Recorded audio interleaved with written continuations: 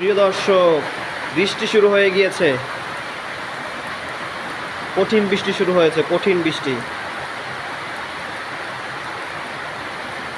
দেখুন আপনারা,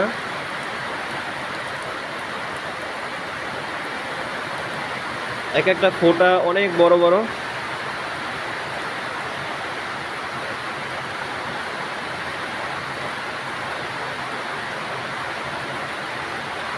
বৃষ্টির দিনে বিশেষ করে যারা টিনের ঘরে থাকে, যাদের ঘরের চাল টিনের হয়, তাদের একটু ভালো লাগে। বৃষ্টি পড়লে ঘুম চলে আসে। এটা বৃষ্টির সময় খুব আরাম হয়। কিন্তু যাদের টিনের ঘর, তাদের ঝড় আসলে তাদের একটু বিপদ আশঙ্কা থাকে। আপনারা আল্লাহর কাছে দোয়া করবেন বেশি বেশি।